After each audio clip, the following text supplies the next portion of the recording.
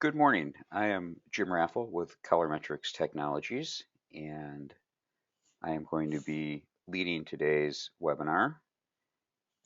Just making sure we've got everything set up here correctly. And it appears that we are recording. And that's also good for you to know. We are recording this webinar, and assuming we don't have technical difficulties like we did with a recent webinar, we will be posting the recording of this probably with the blog post that announced the webinar on our website, but we'll announce that when it's appropriate. So thank you for joining us today. I'm just going to give a real brief introduction and then get going as a result of not wanting to invade upon your time. I've asked for 30 minutes of your time, and I'm going to try very hard to stick to that schedule. So we're going to talk about ProofPass and specifically the summer 2014 release of ProofPass. Hold on, I gotta click in the right spot. There we go. Okay, so just a real brief introduction of Metrix for those of you who may not have done business with us or don't yet know who we are.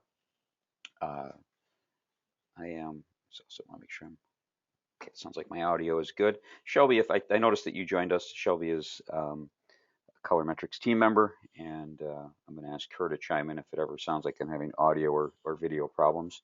Shelby, if you've got a second, maybe you can unmute and just say hello before I go through this slide. Hi, I'm Shelby Sapusik. I'm the project manager of Metrix, and you sound fine, Jim. You sounded a little quiet, but that was Shelby. So here's a little background on Metrix. We've been around since about 1996. I sometimes think it's 95, and someday I'll have to go back and confirm that. All we have done through that entire time is create color verification and process control solutions. We've got about 1,000 customers worldwide over that time period. And we were one of the first to the cloud back in 2005. So ProofPass, even though we've been around since 96, ProofPass in 2005 was a brand new product built from the ground up to be a web-based application. So again, I'm Jim Raffle. I'm one of the co-founders, and I also serve as CEO of the company currently. And I'm having problems here again. All right, so one of the things we like to do with these webinars, whether they're more sales oriented and demonstration oriented as this one, or our educational ones that some of you may have attended, is try and get across the idea that yes, you do have your eyes, and your eyes are a very good color comparator, but can you always trust them? So what I'm going to ask you guys to do is look at this image, and I've given some credit to where I've got it, and we're going to actually visit there in a moment. But for now, if you can just look at this image and look at her eyes, and I'm going to pop up what we call a poll question. And if you can, then just tell me whether or not you think her eyes are the same color. So let me get the poll question up here. All right. Okay, you should now have the opportunity to give us an answer whether or not you think the woman's eyes are the same color. I'm going to give you guys just a 10 or 15 seconds. This is just kind of a informational thing so that we all can learn whether or not we see color the same, and if we see it the same as measuring instruments and such. Looks like about half of you have answered. I'm going to give you about 5 or 6 more seconds.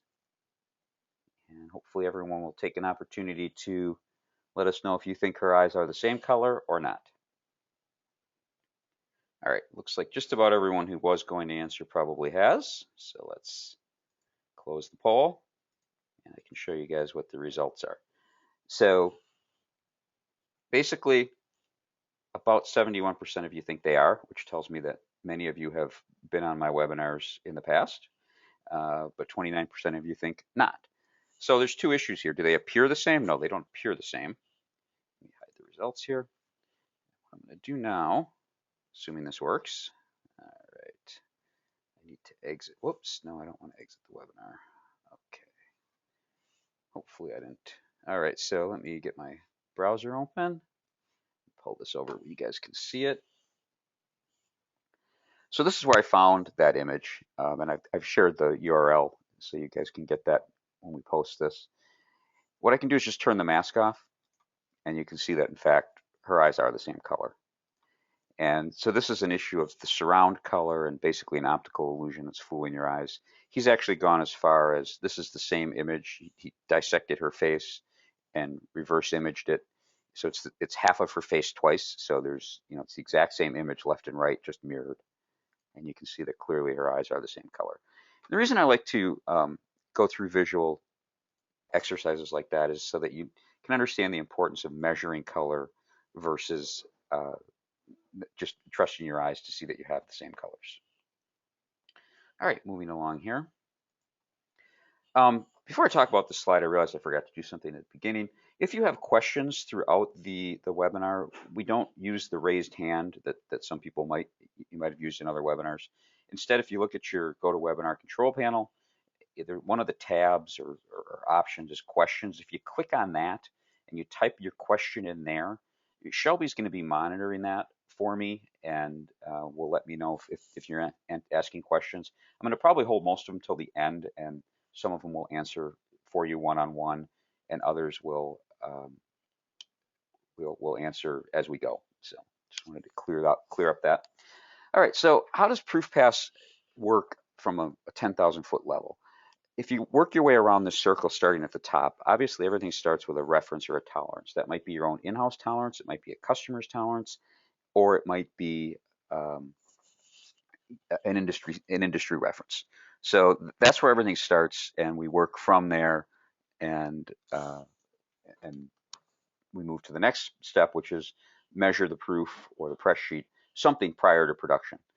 Attach a verification label to that sample, transmit the results up to our server, and then you can review your production trends on the server, which may result in adjusting or modifying your references or your tolerances. And you can see it's a cycle. It goes round and round and round, and everything revolves around the server up in the cloud, because that's one of the powers of ProofPass is that it's cloud-based. Next slide. There we go. Okay, so our first step is to measure. I know we set references, but we have to show you that in a different screen. So we measure, and I'm just going to go through a few more slides here and then actually get into a live demonstration of ProofPass. So if you can bear with me about 5 more minutes, you'll actually get to see the summer 2014 release. So we want to achieve our desired production state, and then we want to measure that production sample with a spectrophotometer, and we're showing that in the image on the right. I think I've got an older i1 there that I'm measuring a proof with. I'm probably measuring almost the same proof with almost the same instrument here today. I'm looking at my desk, and it looks like that's about what I'll be doing here in a few minutes. And then you're going to get a display in the ProofPass client software like you see below the text with a pass or a fail status. Okay. So as of today, with the 2014 release of ProofPass, we support the X-Rite i1, all versions, the X-Rite Exact on the PC only, because currently that's the only place I believe we have an SDK for that, the X-Rite 530, and the X-Rite 939. And we do have some plans for more that I'm not going to talk about because they're not close enough to release yet. This is where I just want to ask another quick poll question of you guys. Which of these supported instruments do you currently use or own? And this one is going to be a little different. I don't think I've ever done a multiple choice for you guys. You can actually check all that apply here. So if you, and I think it's slightly different than the slide. One of them is other or none. So that's important to me that I should have distinguished them, but they didn't give me enough choices. But that's going to be important. And I might shoot you an email if you've answered other or none, just so that I can find out if it is an other or a none. And if you can respond to that email, it'd be great, because we're trying to decide what instruments to add next. I'll give you guys just another second here. This is actually very interesting, and I guess I'm not surprised. It's just I always find these things interesting now. All right, it looks like almost everybody has answered, so I'm going to close that up and share that with you guys as well, since you took the time to answer. Over 80% of you do own, and of course this isn't going to add up to 100%, but over 80% of you on the line do own an i1, and that's great, because that's an instrument we support now. We've supported from day one. I'm very surprised to see the number of exacts, since that's a relatively new instrument. That's great as well. A lot of 530s still out there, some 939s, and then the other or none. I'm going to try and follow up with you folks and find out what that is, if you don't mind. So, all right, let me move on here. So the next step is to verify, and this is an example of you can both display this image, and you can also print it as a label.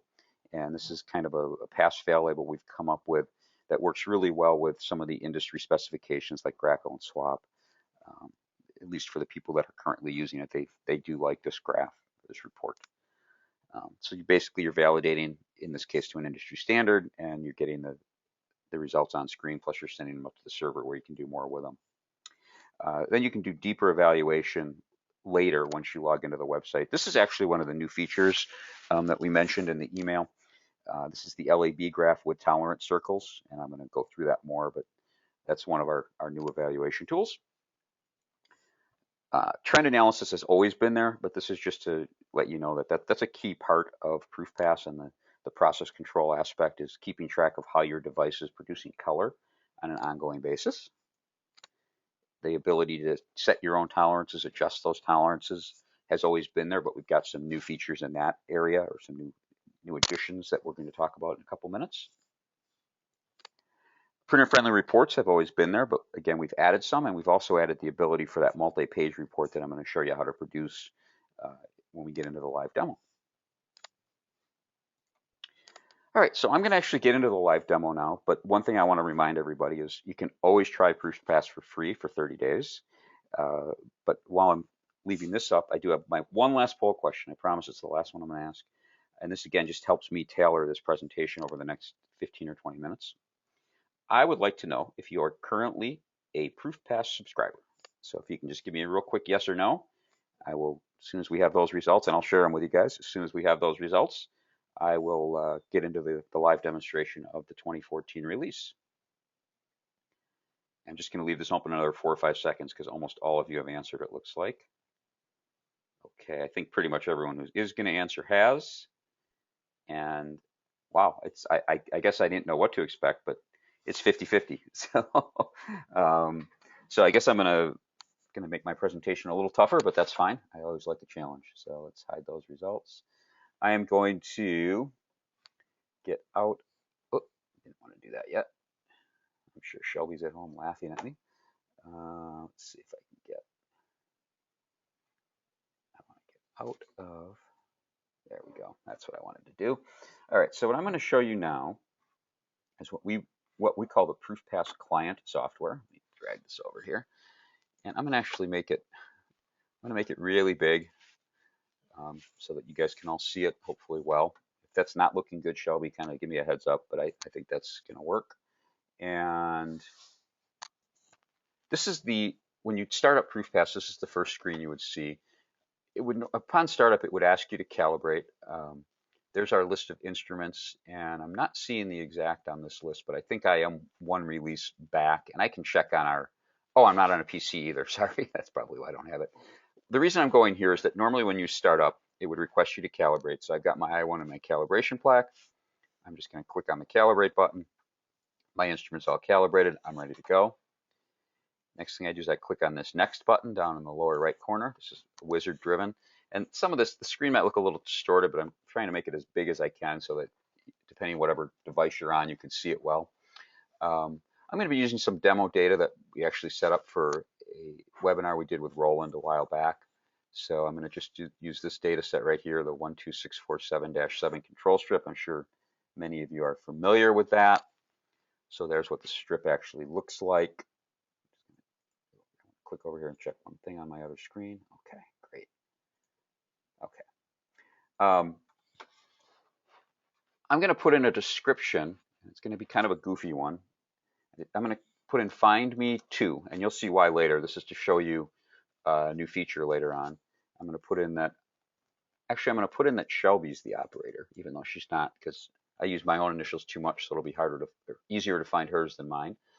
And then what I'm going to do is I'm going to use my I1 to scan the proof, the control strip, which you see there. If you don't know how an I1 works, later on, go to proofpass.com. There is an introductory video, actually, to the 2012 version, because we haven't updated that yet. And it does show you exactly how an I1 works. And I'm going to basically scan the top row of this control strip. And then I'm going to scan the bottom row of the control strip.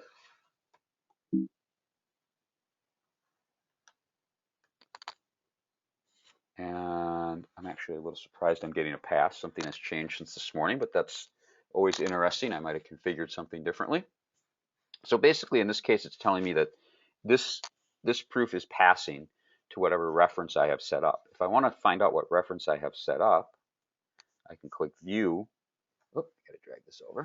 I can click View, and it's going to display that chart I mentioned. So actually, we're running to the Grackle 2008 reference at this point, and it would tell me that the Grackle 2008, all of my patches are performing within a tolerance that I have set up. And I'll show you how you can configure that. But this is the report that you could produce and print. And actually, one of our clients, a very large printer, does this on every single proof they produce. That's how that looks. The next thing you would do is you would submit those results to the web server. So I'm going to do that. And at that point, I can then view those results on my web server. So I'm going to make ProofPass a little bit smaller. Oop, thought I was. There we go. Let me drag that off here. And I have ProofPass all ready to go. Make that as big as I can. Make this a little bit bigger for you guys so it's maybe easier to see, hopefully.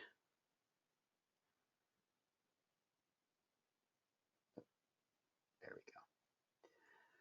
Okay, so I'm going to just let me refresh this page.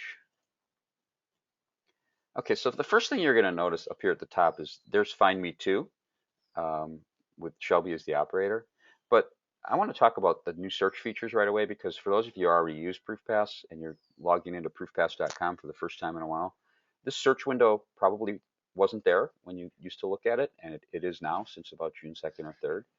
And metadata is anything like operator description. For those of you who don't use ProofPass, those you can set up yourself. You can decide what the metadata is. And in my case, I have 2 set up right now, description and operator. You could have 1, 5, 20, none. It's entirely up to you.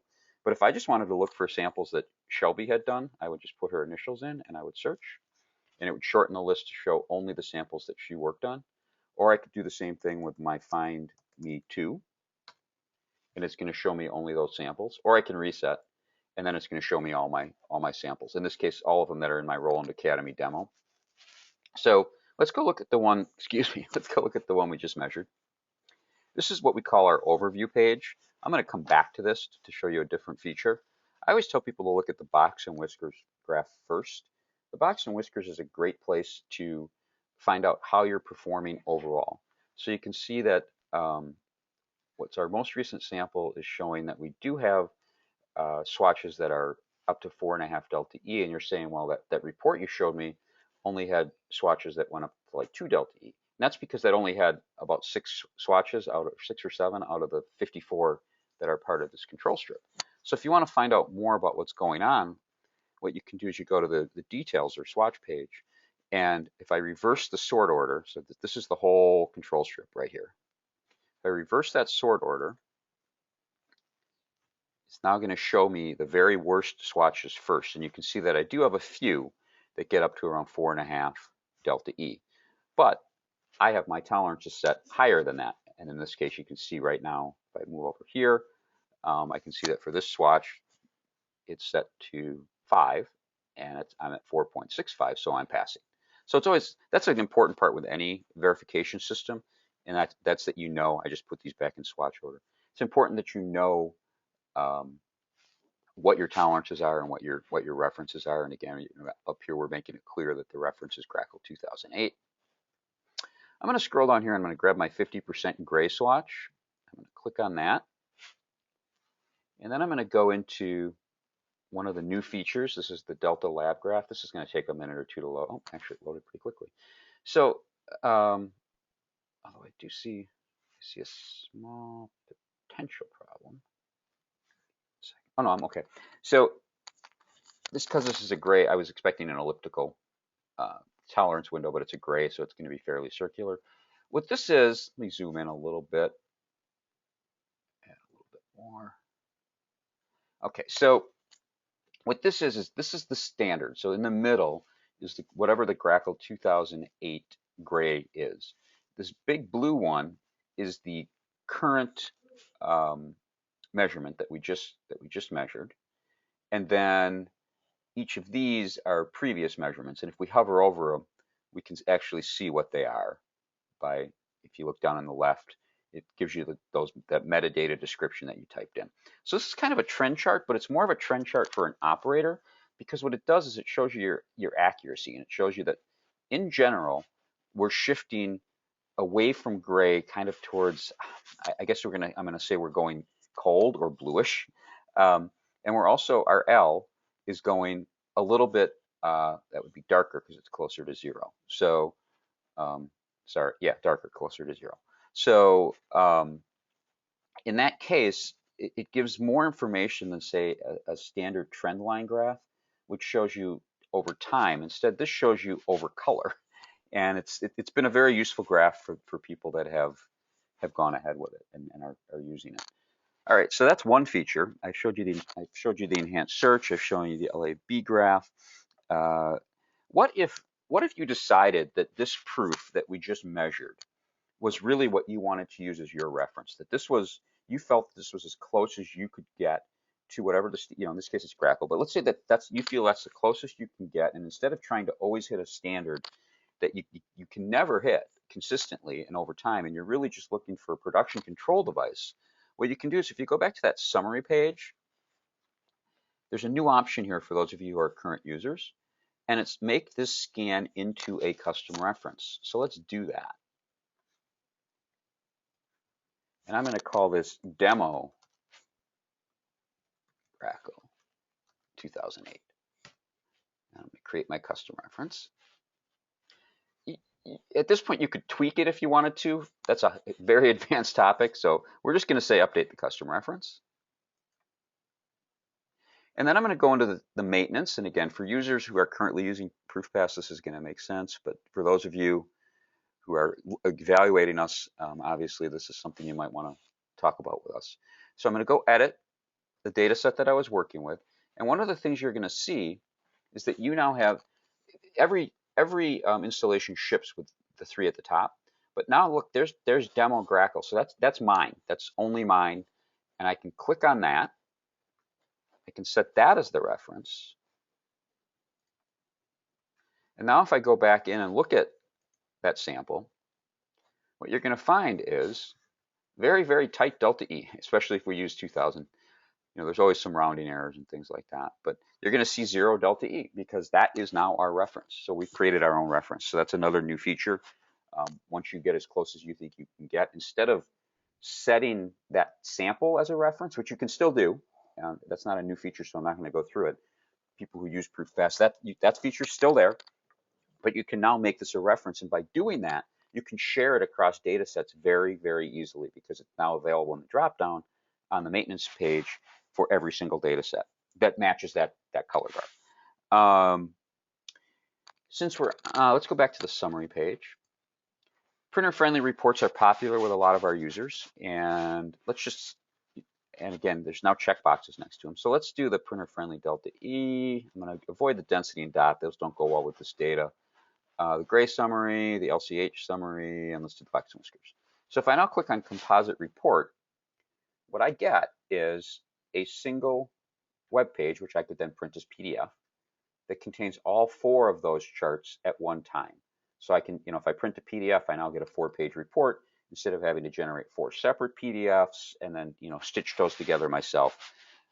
This is something I could share with my customer. I could share with my vendor if I'm having, production problems.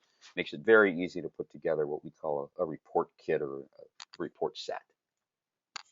Just kind of trying to jump through the list here and make sure I don't miss anything. Enhanced gray. I'm going to leave that alone for right now. The data set copy, that's kind of cool too. You can basically create, if you have a data set that you really like or that's configured exactly how you want it, you can just go into maintenance and you can say copy. So let's say we wanted to create an exact copy of this data set. We can go in, and remember, because this data set now references our custom standard, so it's all set up exactly how we want it. So use the selected data set as the reference, and then comp. So you don't necessarily need to put any samples over there. So this is a new feature though. So if you wanted to use one of your own samples as the reference and keep track of it and have it part of the data set, then you can pick a specific sample. And if you then click the copy, what it will do is it will move that sample over. It's kind of a new feature some people wanted. If you're using ProofPass, you probably know end copy, you know what that does. Most of the time, it just makes sense to do is basically create the data set, not copy any data over, but you now can if you want to.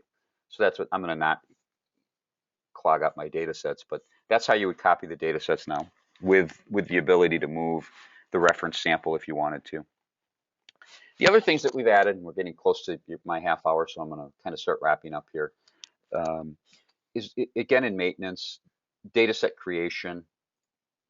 We continue to add to this list of color bars. We'll create new ones for you if you need them. These ones down at the bottom are kind of exciting for me. They are some charts that we need for some near neutral calibration that we're working on. That's kind of a little hint on what's coming next in the next release of ProofPass.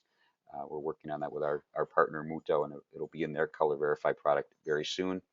But so that's the kind of thing we do. We add color bars when it's appropriate to add color bars. And the other thing that we've done is in the client software. I didn't really talk about it when I had the client displayed, but if you're a longtime ProofPass user, the client has at various times been a little bit buggy. We're more than willing to admit that, but we've spent a lot of time and effort to clean up the client code, clean up the client database, clean up the instrument drivers, all kinds of things. And a lot of what's gone into ProofPass over the last 2 years is so many bug fixes and minor enhancements to the client that I couldn't even list them all if I wanted to. And some of those were also for speed and stability. So the client software works faster, it communicates with the server faster. Is it as fast as everyone wants? Probably not, but it's a lot better than it was in the past. All right, so I'm just about to wrap up here. Just checking. I haven't seen any questions yet, but now would be a good time. I'm going to pop Keynote back up. I think I am anyway. So that's my take on ProofPass and specifically the 2014 release. You don't have to necessarily believe what I say. One of our longtime 5+ year users said it best. It was the missing link. We needed to be able to prove that our proofs were not changing. We trust ProofPass and use it on every proof we make. And that was Willie Burnell with Concord Litho. He actually just renewed his subscription. So thanks, Willie, for the endorsement, if you're on. So to wrap up, again, I will take some questions and answers. The best way to do that is look at your GoToWebinar control panel and type your questions in now if you have them. If you want more information about ProofPass, you can find that at colormetrics.com/ProofPass. That's where we lay out the differences between our basic ProofPass subscription and our Pro ProofPass subscription. And I can let you guys in on the fact that there will be a new feature in the ProofPass Pro package coming very soon. It's going to be a 1-hour one-on-one training session like this, but just you and I, or you and Shelby, and for a full hour, interactive. You ask the questions, we provide the answers, and we'll probably also be providing that as a standalone function for people who don't have the Pro edition but want to just get a one-on-one training session. You can always sign up for ProofPass at proofpass.com, and your first 30 days are always free. If you're into social media, Shelby shares a whole bunch of great color information and color educational topics on our Twitter account, which is colormetrics.com, or just colormetrics, I'm sorry. A lot of them point back to our blog, but many don't. They point to other sources on the web. I do see a question here. Okay, this is a good question. How do you correct a failed pass? The current version of ProofPass is not a correction tool. When we get into our new version with a gray balance calibration functionality, we're going to have a correction answer. Right now, the correction answer depends on what you're using ProofPass for. We have people using ProofPass for spot color control on flexo presses. We have people using ProofPass for inkjet proofing control, for other forms of digital printing, for offset. So the corrective action varies, and we're more of we're the measuring stick or the yardstick in your color toolbox. We're how you measure where you are and where you want to be, and make sure that you're staying where you want to be once you get there. So I hope that answers your question for now, but The short answer is that you need to understand your RIP or your print process and or work with your vendors to say, look, we're not getting what we want. And that is the nice thing that ProofPass will provide. It provides definitive, objective results that you can share with vendors. So it's not just you saying, look, my color doesn't match like it used to. If you created a baseline when you bought your device and 6 months later you're not getting the color you want, now you can show them the pass fail report with color data that will show them that you do in fact have a problem.